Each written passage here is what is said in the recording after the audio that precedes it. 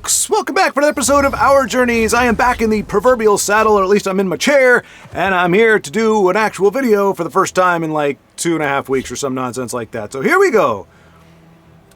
We can talk about all the details later at some point. Oh, goody goody! We are seeing Leecham 8094 is running an expertise deck. What a way to come back into the fray here, and to see one of my favorite decks being run. Not used to seeing Crassius' favor for this, but it is an action, so it has that synergy there. How can Uncle Crassius help? Well, Uncle Crassius, you can give me 2 rock-tooting minions. You know, I think I might have mentioned this before, but the size of those rocks, I mean, that has to be at least more than half of their body weight. And they look like they're pretty fit fellas, but I have a very difficult time believing. All right, interesting to see if Leecham is going to trigger it. He does. Just go ahead and rip the Band-Aid off, see what... Okay, that's not so bad. He can rapid shot and remove that before it can actually do anything. And throw down his Crown Quartermaster. Okay, choosing to hold on to that. Perhaps. Who goes there? Okay. I mean, he wouldn't have to play the dagger, so... ooh, Master of the Word. It's hard for me to pronounce. Incunambula. Incunambula. It sounds a little silly to me. So I don't know. And I'm not sure what she's doing with the feather there. It's not like you can really scratch her head with the quill, I don't think. It's not rigid enough for that. So maybe she's tickling the side of her head, but she looks like she's lost in thought. I don't know. Anyway. I'll tell you what, it has been a heck of a journey. I'm just thrilled right now. Most of you probably didn't notice. Nobody said anything, and usually, you know, on the interwebs, if somebody notices something, probably too early for Guildsworn.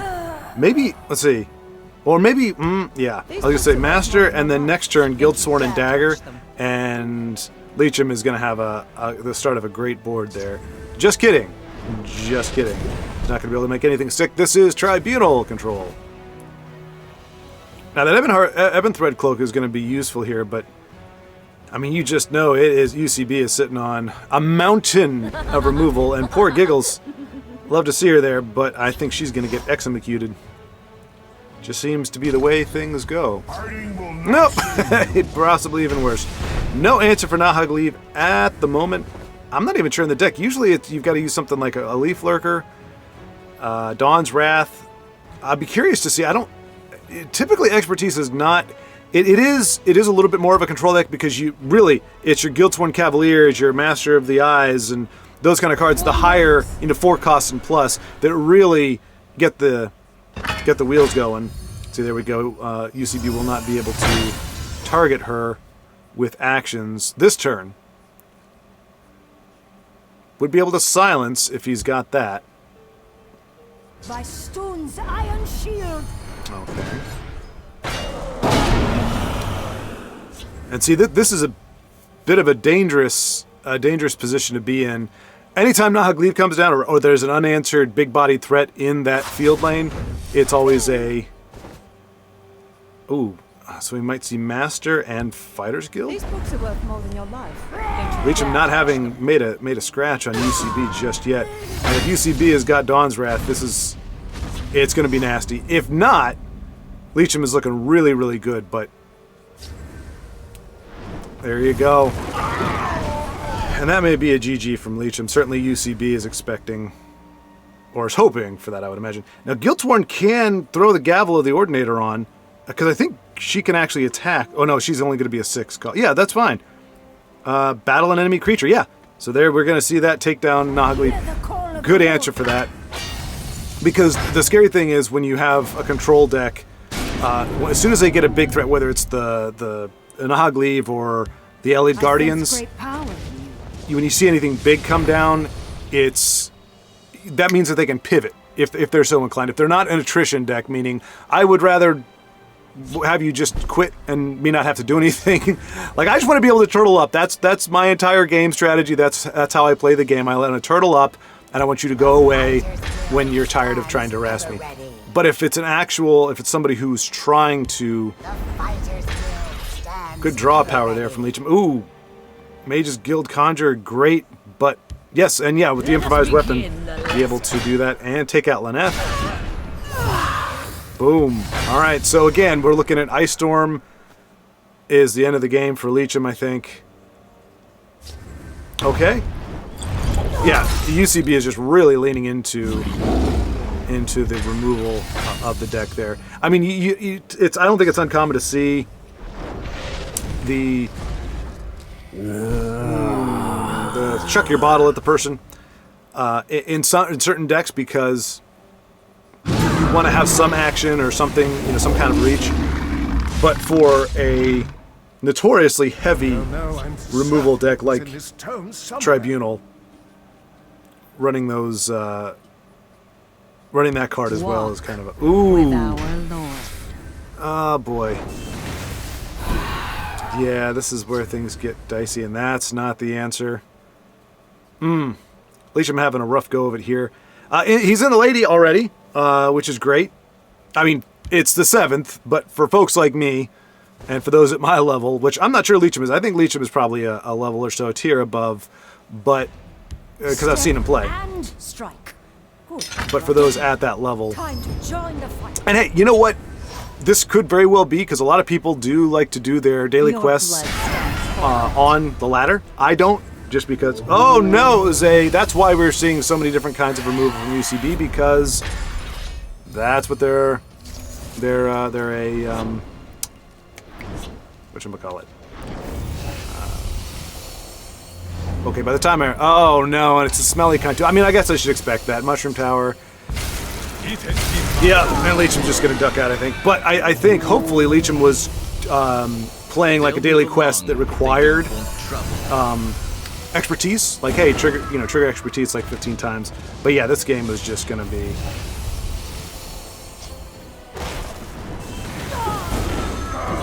I smell Nothing really... of the living. Nothing really good there to come of it. Is he going to still keep going? Maybe, because that's the only reason I can think. I think victory now is especially with that altar on board, and with the board, just with everything that is on that stinking board right now. Playing for victory, it's not, you never want to say never. And kudos to Leecham for continuing to stick it out. And if nothing else, perhaps he's just going, okay, you know what? You need to actually beat me. You need to hit me. You need to win the game straight, not just wait for me to quit. Like, I'm not going to quit. warning. I've had people that have made the mistake of having lethal on board with like 15 health, so there's no way they have to worry about a prophecy. They've got lethal plus 5 or 10, and at that point, especially against a control deck, I'll just walk away from the game for a few minutes, like I'll go to the bathroom or do some dishes or something. And if they end up roping themselves or hanging themselves with the rope because they decided they wanted to play some more and hope that I was going to quit, well, that's on them. Alright, so Leecham is putting up a bit of a... Okay, you know what? Maybe I counted him out too early, folks. I mean, I think it's a little too early. We know that the... Wrong place. Yeah, the value generator's done. And it looks like UCB is actually going for the kill here. Not going to be able to finish it off this turn, as things are right now, but at least is not going for the attrition or the atrophy. And I'm guessing he's going to squish him or alter him to wipe out that lane. Excuse me. Yeah. Does that get him enough? 6, 10, 12. Still 3 off. He's not going to be able to kill off enough creatures, but he is looking to put the end of the game on it. And Leecham is going to... I guess play out the hand. We may see and Kano come down. Being a good sport about it. The world is a cruel, cruel place, folks. Cruel place. I tell you, the amount of times that I've logged into this game just to get my... not my daily quest, but my daily login.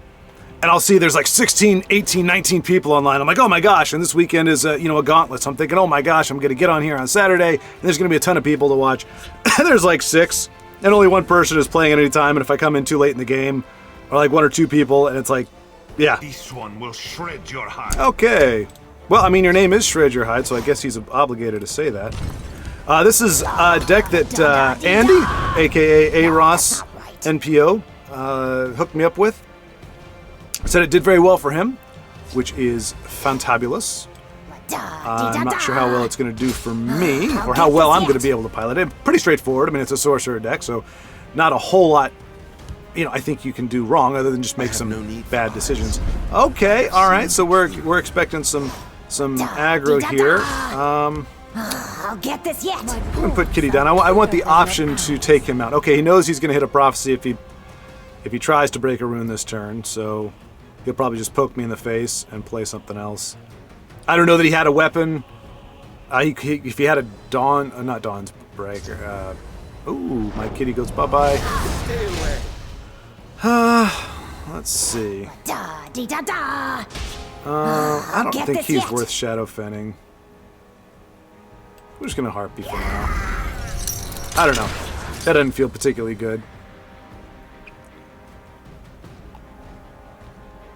We're trying to save Fort Bolt for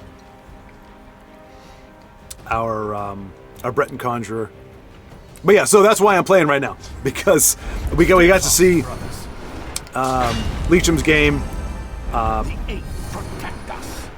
Okay, yeah, we're up against some straight up aggro here. I guess that would be a worthwhile target, I'll get this yet.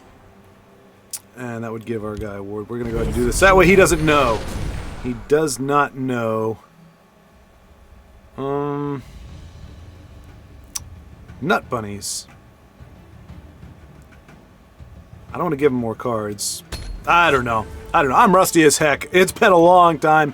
Now, I can't blame that, though. I cannot blame the rust for my bad misplays. I would be making misplays or bad calls regardless. Ooh. But yeah, so that's why I'm playing now. So hopefully when I'm done with this game, we'll be able to find some worthier folks to observe. I will need to, well, I don't say I need to. I would like to gradually be making my push for rank 4 once again.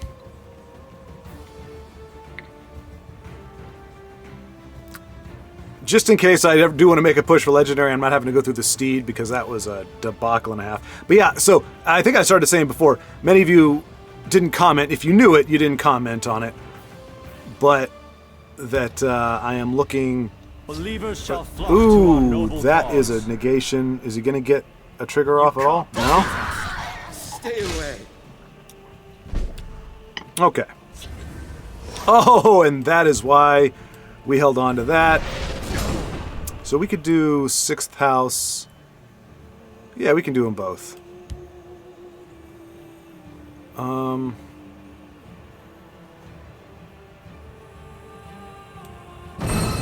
Mother of mud. The elements are mine to control.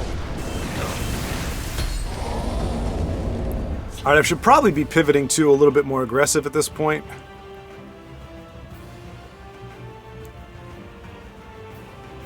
Shred Your High does have a considerable card advantage on us. That is to say, complete card advantage. We really need a big dog next turn. Oh, and the aggro deck runs removal. Look at that. Stay away. Leave. All right, we're going in, folks. I'm bored. All too simple. I'll get this yet. You must be cleansed. We're gonna lose our conjure, but that's okay. Stop it.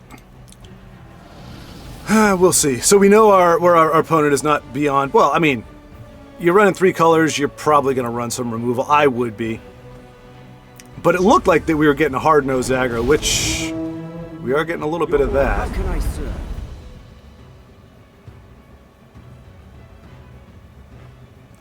So what we're looking at, he's probably got a way to buff. I'm probably running Defensive Bruma. And we may even see that played here. In which case... okay, that's a lot for old Luzra. Zuth, you cannot hide. You cannot hide. We're gonna do this just so that he would have to buff them up to be able to take him out. I mean, we really are playing all of our good stuff now, but, you know, because I'm thinking in my head, okay, there's so many things I could try to use Squish the Wimpy on. If he's got a Drain in the Shadow lane, we may see that come down here. Something like that. You know, it may be ideal. Okay, so many other folks are coming on. So after this game, which I don't know if we're going to be able to finish it out or not. I took a quick look at the deck list, but didn't actually like study it all that well, so I don't know what kind of reach we've got. I'm trusting / hoping we've got Nakano in here somewhere. Alright, I figured that was coming down at some point. And goodbye to our elephant friend. And he's going to wait. Ooh, sure, let's go ahead and do that. I probably should have hit the Profiteer now that I think about it. Not break the rune, get his life gain out of there. That was probably a bad call. I'm just getting impatient. I'm bored. It's not my opponent's fault. They're playing as well as they can / should. All right, so now he's not going to have any. Not going to have to worry about whether or not he is going to trigger a prophecy. He's just going to lay out the board. Probably going to. Yeah, I mean he'll be able to finish it out next turn. I think at this point. Okay, that's a good card. That's fine. Into the breach. Yeah, we're definitely going to channel storm this guy. Bloop. Gonna hold on to the firebolt. I don't know why, I just don't think the 2/2 is worth hitting. But they're just gonna keep getting more cards. And right now they don't have any life gain, but we don't have a board. So yeah, I mean the game's over. I'm trying to think. And Kano and Dark Rebirth? Maybe? So, you know. Lightning Bolt Prophecies, 3 of them. Well, we already used 1. And now I don't mind using it on the face just because... Alright, so yeah, whatever they're going to put down next is going to have lots of rally. Rally it is. And if anything comes down, it's a drain. Oh, are they going to be able to finish it off this turn? I think they might. That's 12... Oh, for crying out loud. Yep. Sigh. We were rejoining with Leecham. I tried to get Beast of Burden in there. I saw he was playing, but I caught him at the tail end, so we are jumping back in with Leecham for the time being. Does look like we are starting to get more players coming in, and so hopefully we'll be able to get a nice smattering of players for you. And hopefully I won't have to play again.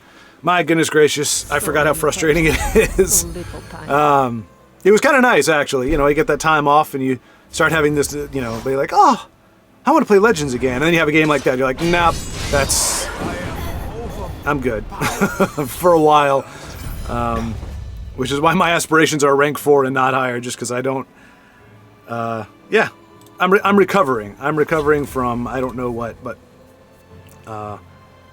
it's still fun. I still enjoy the heck watching other folks play. And especially this, now this is not, wait a minute. This is not Leecham's expertise set. This is another Guildsworn. I guess we could say possibly Treasure Hunt. I don't want to call that just because we see the Ratway Prospector. That could just be one of the better cards for this particular build as a 2-drop. She has a 2-drop, right? No, she's a 1/1. Okay. Yeah, as a 1, she's good. Guards really hurt her pretty bad, but that's a solid 1. And she can get nice and big if she's not gobbled up by a dastardly Grizzly Gourmet. Still, Leecham can equip the Sweet Roll with a dagger. I have no patience for fools. And do his thing. Or give it a treasure map. Oh, come on, Leecham, give the treasure map to the Sweet Roll. Let the Sweet Roll find a treasure. I'm kidding, of course. I don't think I would do that myself. Only if there was a way to kill the opponent at the other end. Oh, give it the Iron Sword. Give it the Iron Sword. You are no match for House Telvanni. Come on, weaponize the Sweet Roll. Sweet, yes! Yeah! Yeah! Sweet Roll! Now, if it gets eaten again by this guy, by another one of those guys, I will be very sad. That is a very sad life that... Let's see, what did the Sweet Roll start off as? Dinner is There's a plan. It was... Oh, the Ratway Prospector. I mean, what a horrible life. You know, she's prospecting in the Ratways. It's not a great existence to begin with. All right, so we could see dagger into Moonmoth.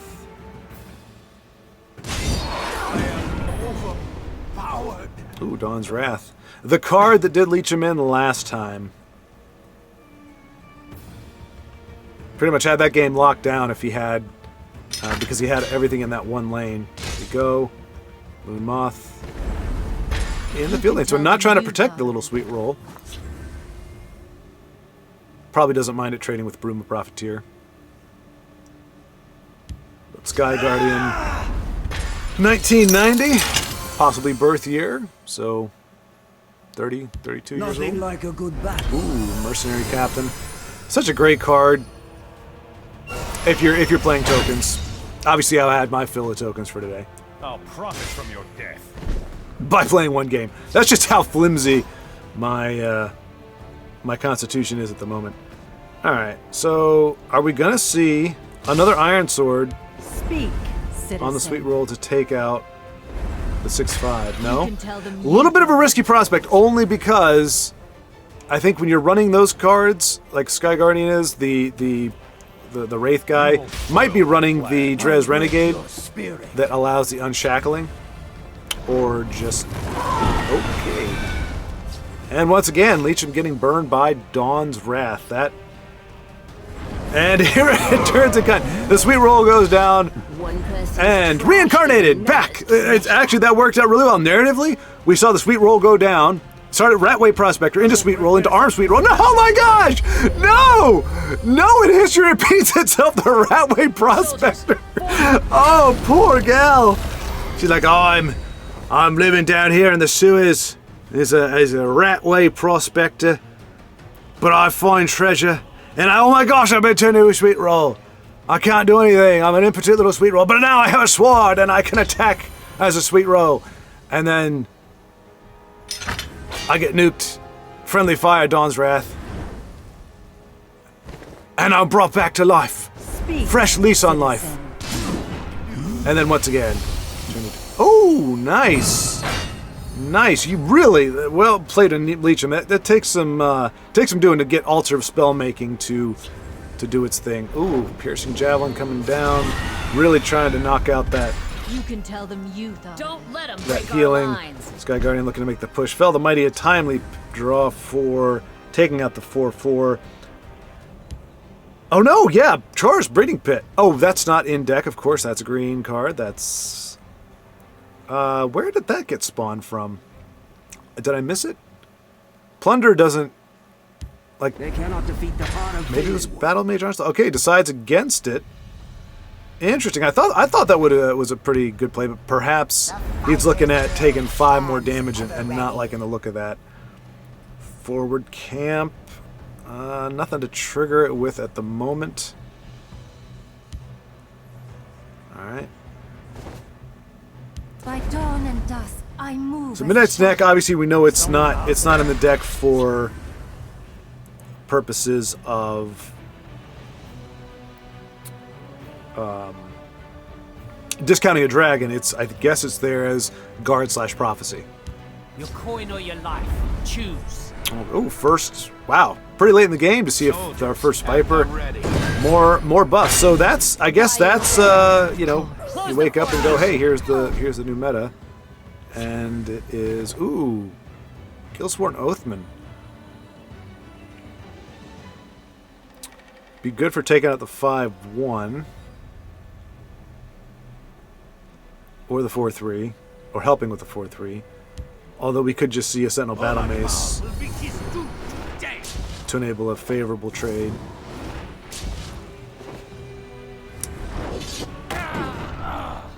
Alright. Fork Bolt coming at you. Okay, chooses to use it on the commander, and a coward no more. The lookout takes down his mighty foe. But Leecham really facing a tough spot here.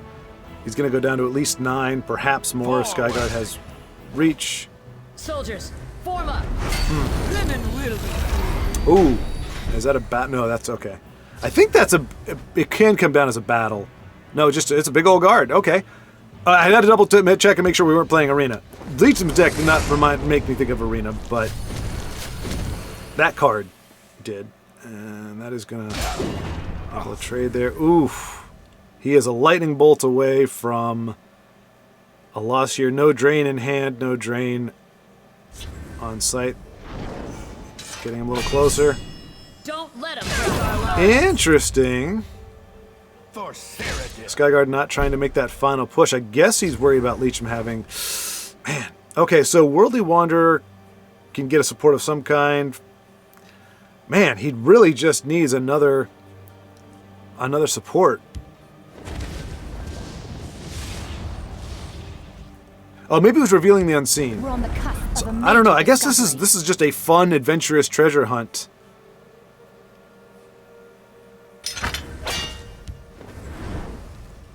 Okay. Not enough to play Trespasser's Bane. Wouldn't necessarily need to excavate. Wow. Maybe grab a support. Because if you do that plus Worldly Wanderer, then you can spit out some 4/2s and get some more card draw next turn. Or bring back that sweet roll. Finish the game with a sweet roll, Leecham. That kid, of course.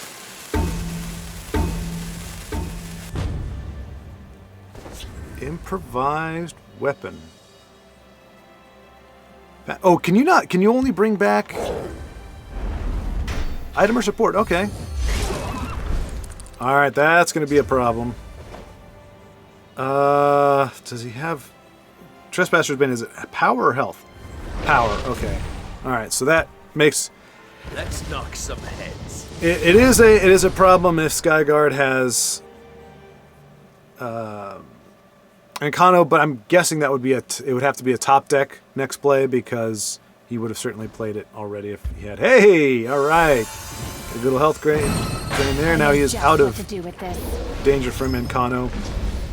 Oh, and there's another forward camp, and it. Okay, that's. I guess he can play that next turn. I mean, he could make a. This could be a comeback right here. Oh, Fell the Mighty would have been clutch. Oh, I hope that does not. I hope that is not the. Because Leecham has lethal, I think, with the Sentinel Battle Mace and Umbra. Oh no. Oh no. Is he can he go for the kill or is he just looking to Step and strike. Okay, can't go for the kill. He's gonna take out the 4/2. He does know that Leecham gets There's no that back point though, in right? The second 3/2? Time to join the fight. Alright. Does he have alright, hang on. You got 1, 5, 8. Yeah, it doesn't look like he's going to be able to make that push right now. Possibly could have got with Battle Mage Onslaught, possibly, but that's a big if. This is a much better play, much safer. Gets more card draw. Really, those coming in, they came in a little late. Oh, Guildsworn Oathman, great for taking out that 1/1, making sure Skyguard has nothing on the board. Really, I don't think there's anything in those colors that's going to be able to win in one turn, and Leecham is building up that board. We're seeing kind of the opposite of what like our game was. He's pretty much able to do the same thing. Kind of was back on his heels earlier on, but has been able to amass a considerable board, and now Skyguard is facing down. I mean, even if he nukes a lane, Emulating Blast may look like it would help him, but we know with Sentinel Battle Mace and Umbra is what, +4? 3 + 5. So yeah, pretty much any of those critters on board is a win.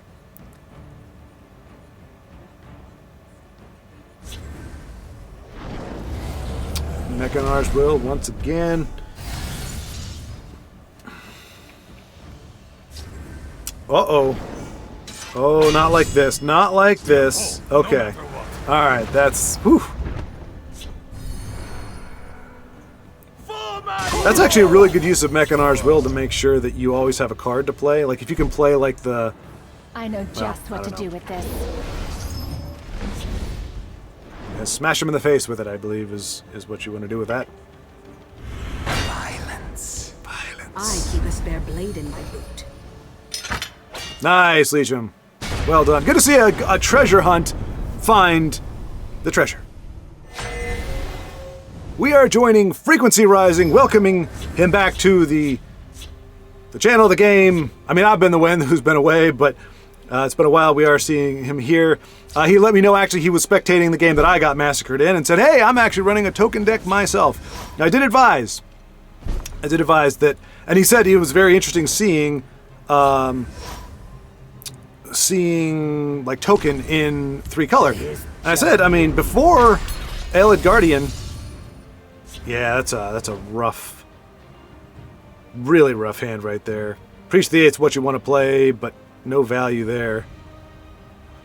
So we might see just a naked Resolute Ally, which isn't great, but yeah, it's.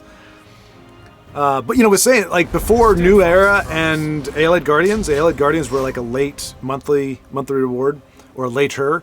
Before those, Empire was had become like the premier token thing. Like it was primarily an aggro situation there. All right. How can I serve? And as I said with Frequency, these the token decks are great. I can't remember who it was advising. I think it's actually Willpower. His name is. Oh my gosh! All right, any card Morik's going to play is going to be crazy good right now. Luckily, Frequency's Imprisoner's online. His Priest of the Eight's online. Merc Captain is online. Preparations have So been made. okay. Going to do a little healing, a little bit of draw there. Wow, 3 mercenary captains. Is he going to hold off? Nope, he's going to go ahead and just crack on. And he is going to have a heck of a board next turn. I mean, he's got a heck of a board now, but... I mean, if it was... So we might see...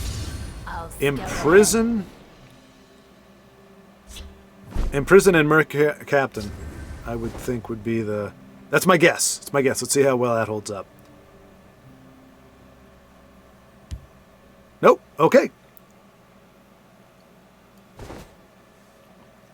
Nope. Maybe not. But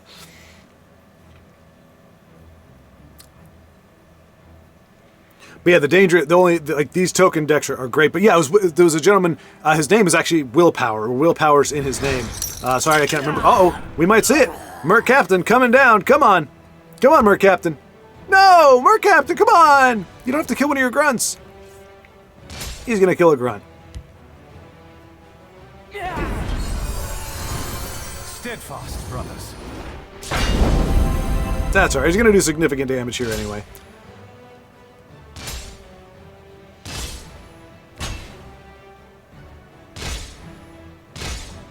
Yeah, and he'll be able to finish it out this turn, taking Morok 101 down, unless he's got... But yeah, what I was saying is, they're great unless you're against, and what Willpower said, great unless you're against decks that run Emulating Blast, Ice Storm, things like that, and then you're pretty much hosed. Like, wrecked. This is interesting. Like an Ice Storm, right? Obviously, Morok isn't running Ice Storm colors, but... yeah. So Merc Captain barring? I don't even know if... Oh, Merc Captain and... Well, defensive Brumas, he can't do both. So yeah, probably just... Is defense 2 or 1? It's 1. Huh. Protect us. Not sure what he was looking to draw there. Maybe Like Dawnbreaker?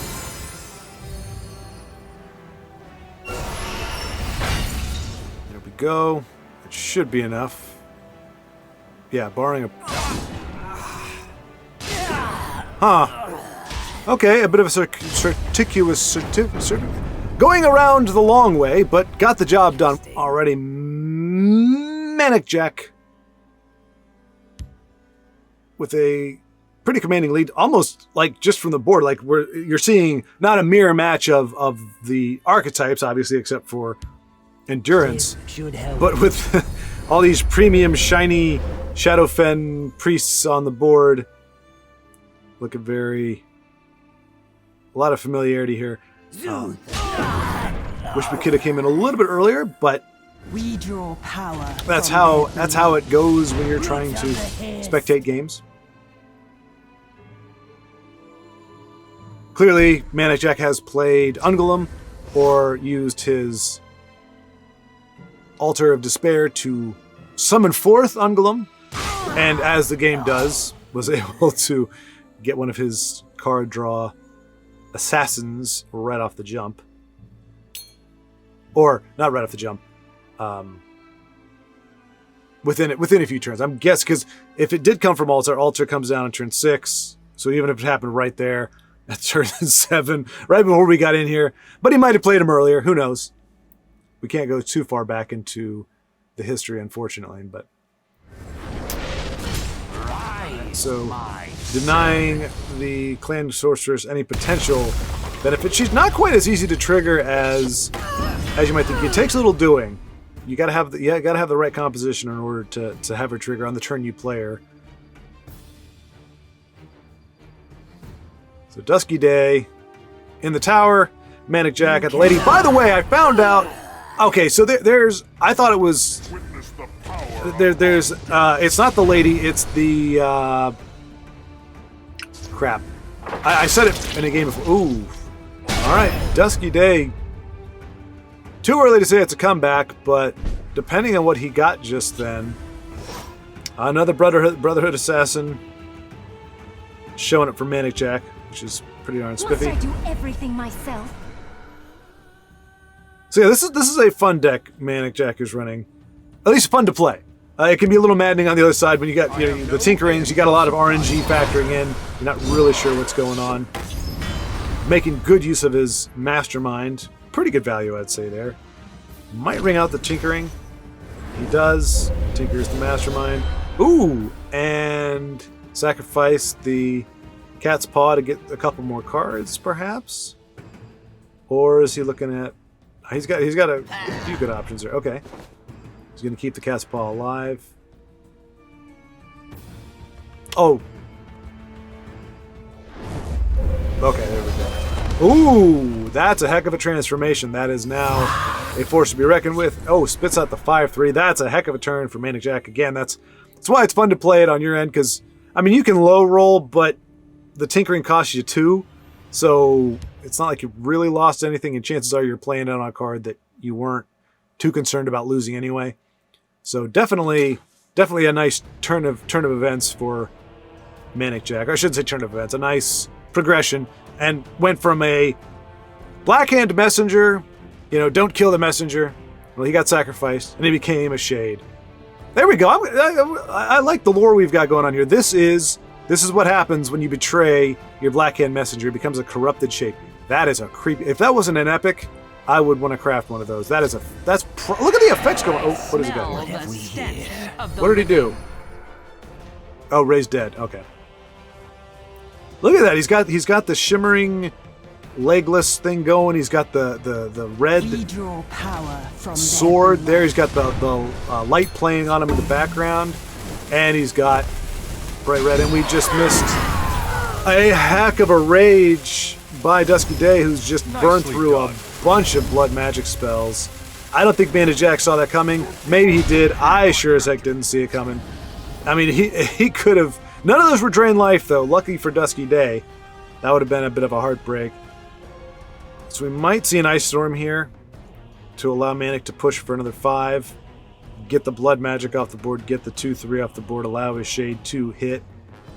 I might craft one of these and with the eyes, really, they just sell it. That is just a creepy card. I'm going to have to, yeah. I have my marching orders there. I'm going to make a video card out of that. In the shadows. That's just really cool art. All right, cruel Fire Bloom. Nothing. Well, I would say nothing that he wants to necessarily Fire Bloom. But anything Dusky Day plays with 5 health or less, or the Burn Clan Nightshade. I think that's the great combo with him. Okay, there's 1 drain life. There's 2. Oh my gosh! So all the cards that didn't get burned, every single blood magic spell that was not burned was a drain life. That's a little bit obnoxious. Not gonna lie. Because we saw there were 3 of them that got burned, and it was like raise life, corpse curse, raise life, which could have done something. I mean, I'm not saying they could have brought back the blood magic board, but for where Dusky Day was. 15 points swing of life. Manic-Jack back on the roof. This is where heroes are born, or forged, or Or they put on their big boy pants.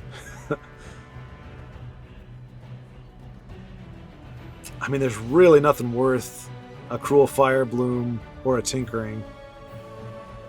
Like, you want to save Burn Clan for something bigger.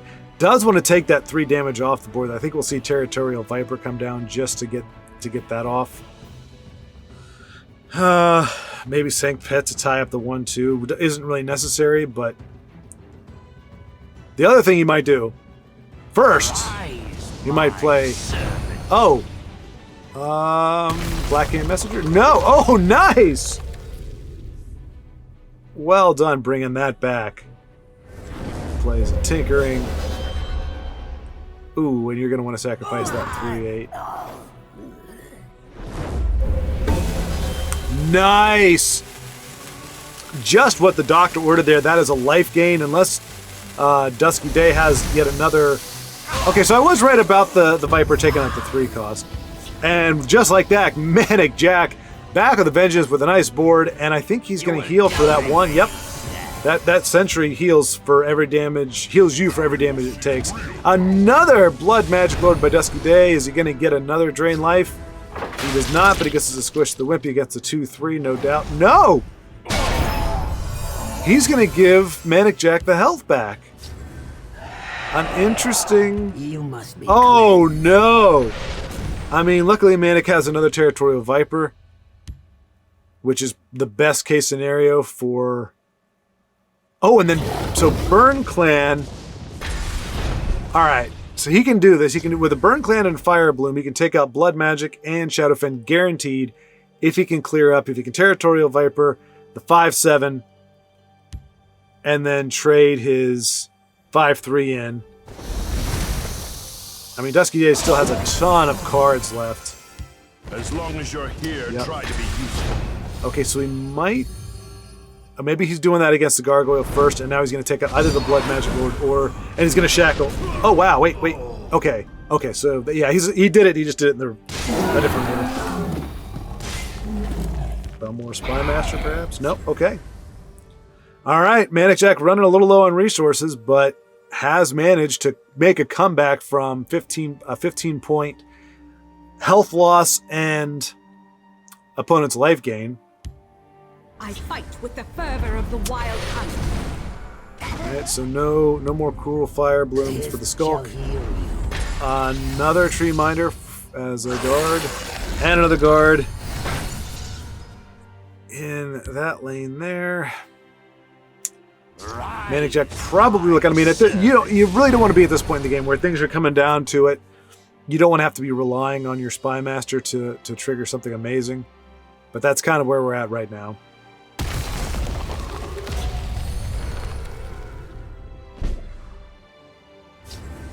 Razzle-ma-dazzle-ma-dazzle is a great pickup, perhaps one of the best, because it means that Manic-Jack is going to be able to get access to the next card, or 2 perhaps, that Dusky Day is going to get.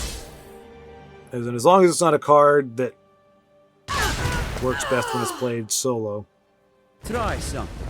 You won't live to regret. He won't be able to get a card from the Rune Break there. Okay, Earthbone Spinner.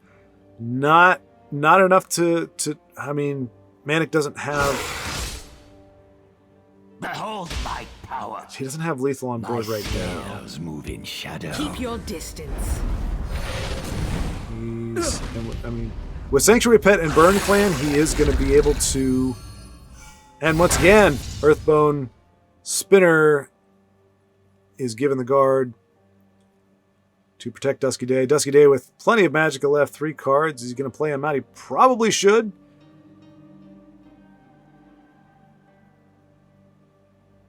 So Sanctuary Pet's going to tie up one of those in the Shadow Lane. Burn Clan is probably going to target... Ooh! He just needs a way to trigger Archmage and... Oh, he can! He can squish him! He can put down Endoro Master Archmage. Trigger him with Balmora Spymaster. And tie up the Necromancer with the Sanctuary Pet. Leaving Dusky Day with 3 on board. Oh. Do it. Do it.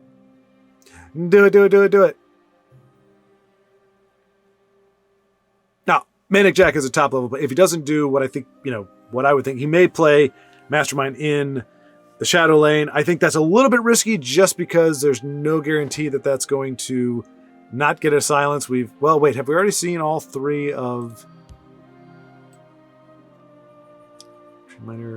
Okay, he still has a Shadowfen Priest somewhere. More than likely. Arcade's beard, stay back. Am I missing lethal? Did he have it? He's got 8. Oh, he's okay. He's not even. He's gonna. Okay, he's not. He's not gonna break that last rune. Okay, another way to go about it. Probably the better way.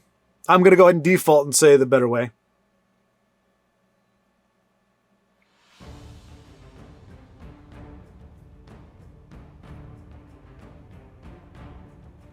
So this game that we entered into feels like a year and a half ago that I thought was over, done with. I was like, oh, I think it was 29-19 at the time. And we've had a heck of a clash going back and forth. It looks like Manic-Jack has managed to close it out in Dusky Day, just out of options, no silence. I mean, even if he did, he could do 6. I don't know what he could be running, though. Behold my power. So credit to both players. I mean, Dusky Day making that comeback. Unfortunately, Enduro Mastermind does eat all of the... He does his job. He just doesn't get any cool after effects. We don't get to see the Mastermind do his thing. And Dusky Day may... Oh, does he get another guard? No, he's gonna... What is he gonna bring back? What of Manic-Jacks does he have? A guard of some kind? Okay, yeah. He's going to try to... I smell the stench of the living. So I'm guessing he targeted Razumadassum because... Which is a head game. Could you think his logic thing would be to target Razum because Razum is needed for lethal right now. And so you think no matter what, he would make sure. But he may be thinking, okay, Manic-Jack knows that I would target Razum, so I'm going to target either of the other two. No, that wouldn't make any sense. He had to target Razum. So just couldn't kill him with Razum. Because if he didn't...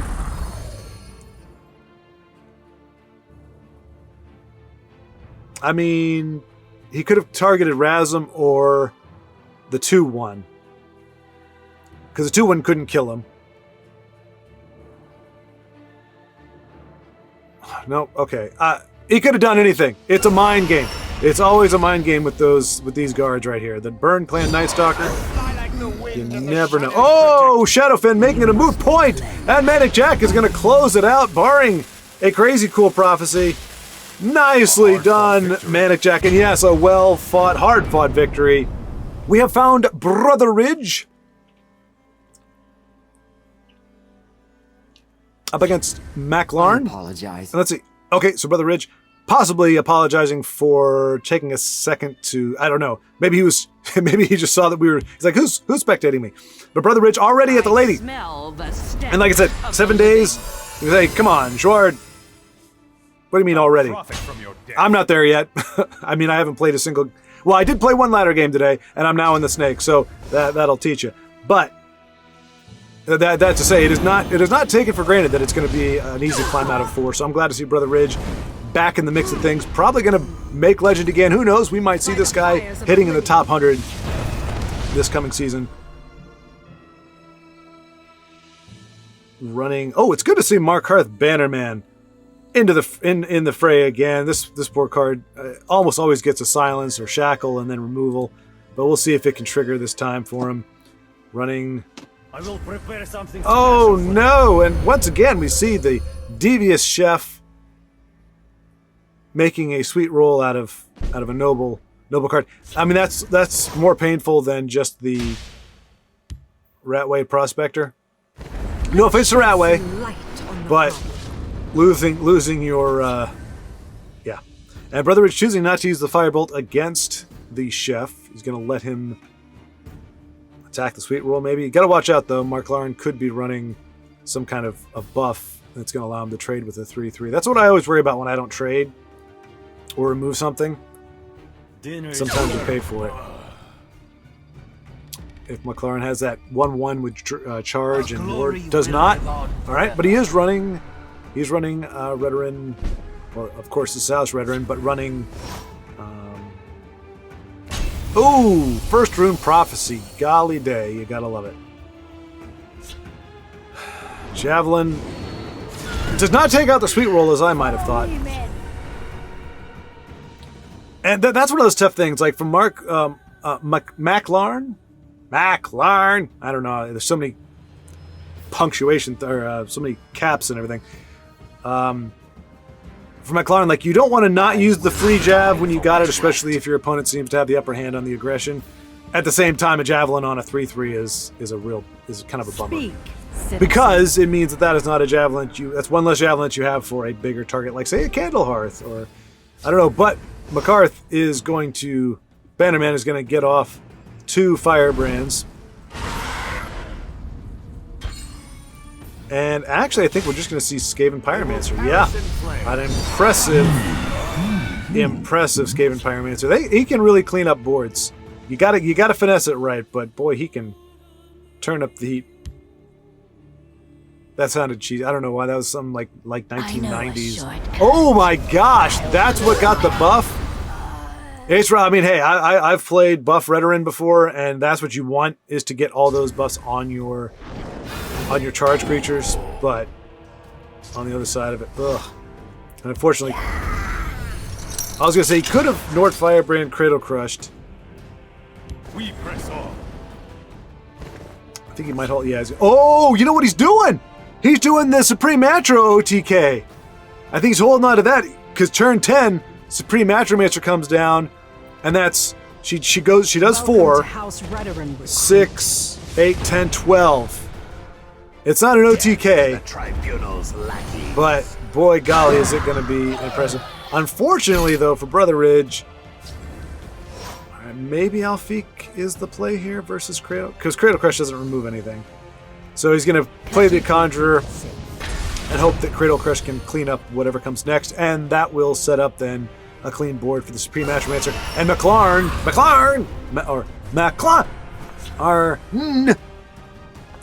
is running a little short on cars there. Of course, Brotheridge we know has got nothing but firebrands, but that's so cool. I've wanted to run this. It's not even. It could be an OTK if you got them low enough. Well, technically it could be an OTK. OTKs are. I don't know if the. Ooh, man. I mean, luckily Brotheridge has plenty of health, so he doesn't have to worry about the fact that McLaren is amassing a pretty sizable board right now. Is probably just going to want to take out that 3/3, and we'll probably see Supreme Matromancer come down next play.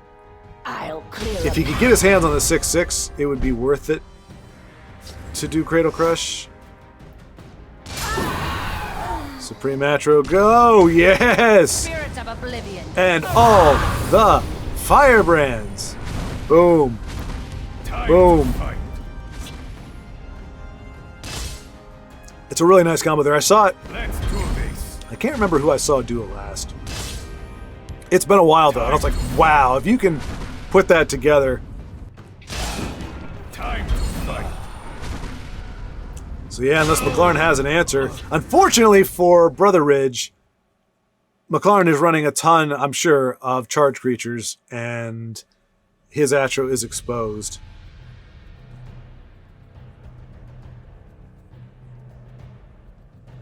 But that was a nice play from Brotheridge. I have, like I said, haven't seen that in a long time. Thought about it in the back of my mind because I actually do run Supreme Matromancer in some of my lists that I'm starting to create now, trying to make my own stuff again. Not because I don't appreciate anything else. I just my gameplay is so garbage lately that if I don't take some joy in building a deck, I have nothing. Like if somebody gives me a deck, it's like okay, I play with it, I lose, whatever. But at least if I build the deck myself, I got to enjoy building it, and then I lose, and it's like all right, well, that's not terribly unexpected. So McLaren clearly does not have the automatic answer. May have a way to take out the 3/3, but he's thinking he's got 12 on the board already. And we do know that Brotheridge can do a Breton Conjurer into Cradle Crush Giant to spit out to have a 6/4 board. Okay, so is this a draw card? No, it's a destroy play. Yep. Again, still doesn't. He's gonna have to. He's gonna need a prophecy to pull it off. Oh, another Atromancer!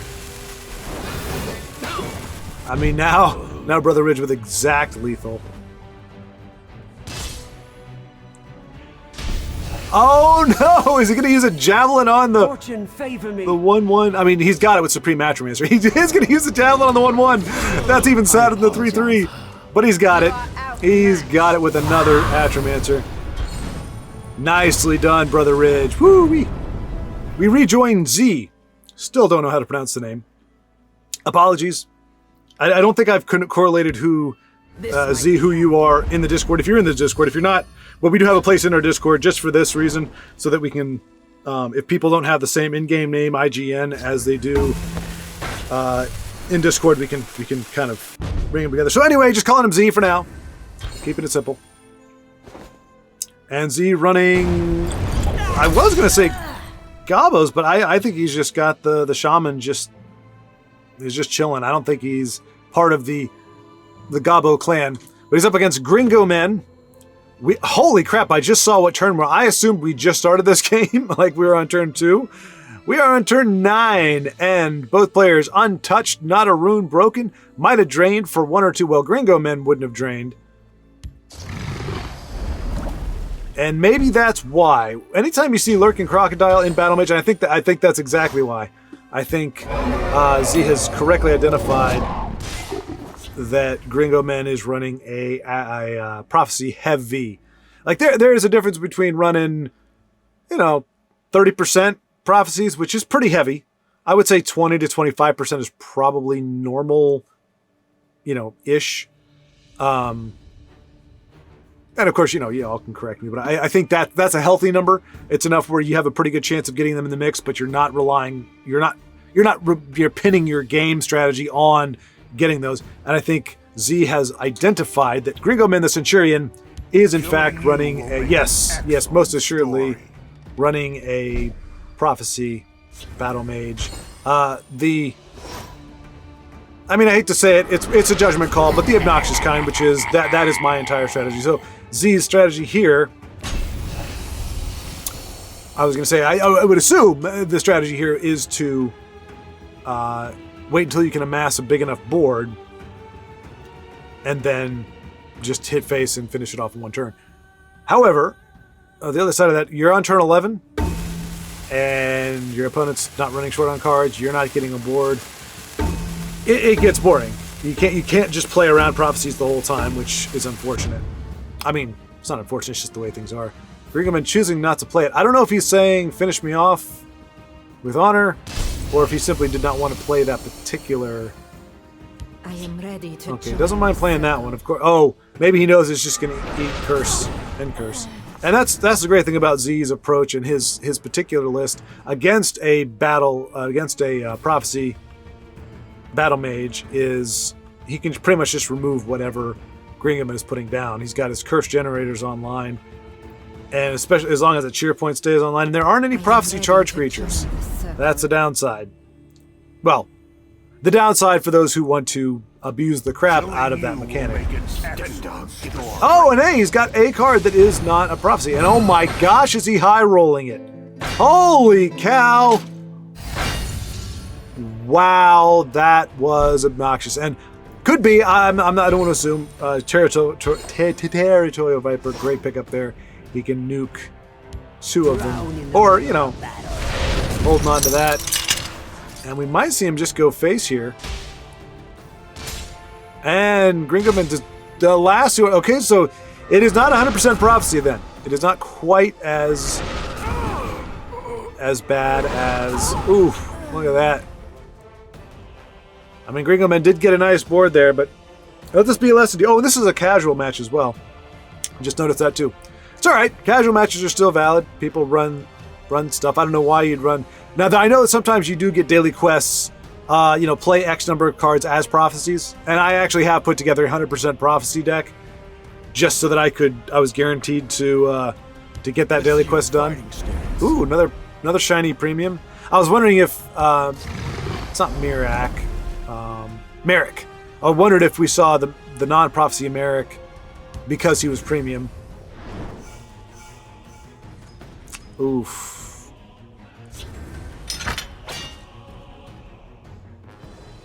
So yeah, so that's the 4-3 is another, and that's a tricky thing. I got it. Oh, Parthenax. I don't know why I emphasize the Nax so much, but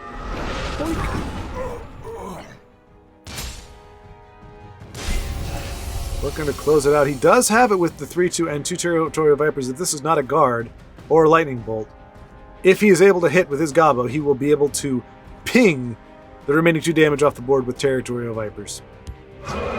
And Disappointment Dragon comes down as the worst prophecy ever.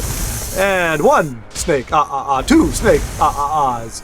And Prophecy Battle Mage goes down. Alrighty, Eye of the Restless Storm. Top 10 players we can see by the spiffy glowing card back up against _ Apophis. Apophis?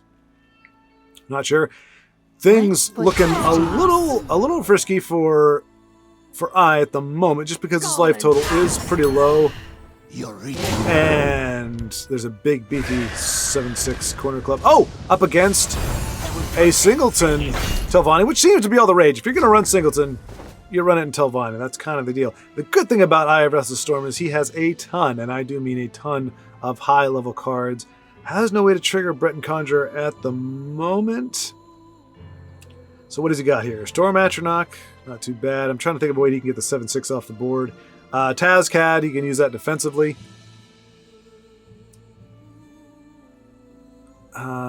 He's got a long way to go here. Stealer of Secrets, I'm guessing. Let's see how many secrets / actions he has. He has 2. Well, we could just cheat here. All right, 5/5. Not bad, not great, but not bad. And he's going to trigger Mordecai. He's going to... Oh, no! I thought he was going to... Is that not a... It is a summon. Oh! Very smart. Eye of the Storm. I think... yeah, that is a conditional... That is a conditional summon. I don't know if he tried it, or if he just knew better right off the jump. I would have tried it.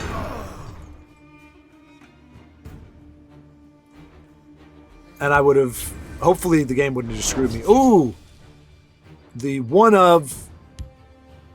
To refill Apophis's hand. Very timely here. Try to hit this. Anytime you can run fresh start after turn, say 7. If it's not clunking up your hand until then, it's a good day. Alright, so he's going to be able to take out the 7-6 without...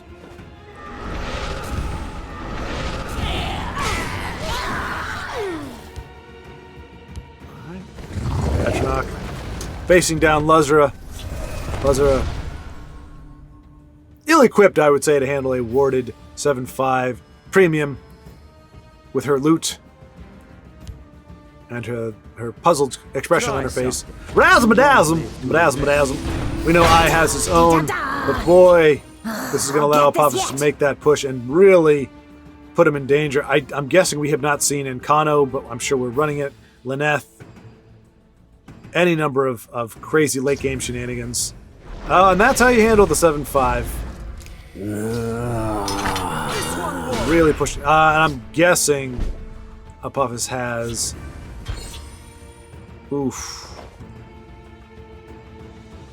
We might... Can just he doesn't give health, does he? Risen Dead in each lane. That might be worth it. Well, he's got to probably has to play Tazcad to get rid of... Oh, no. Yeah, okay. He will be able to clear the board with Tazcad because when Murkwater Scourge dies, he'll get another... Oh, is he maybe going to try to ward it up?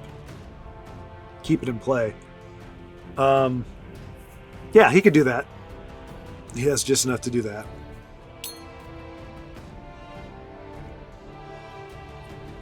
Frequency just saying he went on like a 30-some-odd game win streak with those tokens. I guess you just don't... either there aren't people playing a lot of it, or there's just... He's not running up against a lot of the control. I mean, I did that too. If y'all remember, way back in the day, the first big run I had, the first time I got hot, was with a token Crusader deck. And won like 10 games in a row with it, I think. Is he going to ward it up? I mean, there's nothing else he can do. He might as well put the two on the board. Or, get the 2 on the board and keep his Tazcat alive, is my thought. Yep, there we go. I mean, still, this could all be for nothing. Apophis could be sitting on Incano. And that would just... And Iostorm, this is just without Drain in hand, or Drain, on the horizon. This is a very difficult place for him to be. Because he can't finish it off in one turn. Now, Telvanni Oathman. Oh, I was going to say is going to spawn 2 guards, but that's going to do nothing or next to nothing against a breakthrough like the big elephant. So Apophis really getting the cards he needs here at the end. That fresh start was a pretty big deal.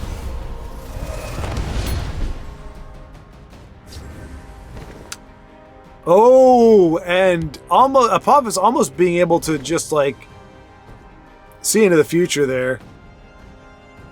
Has the foresight to bring down the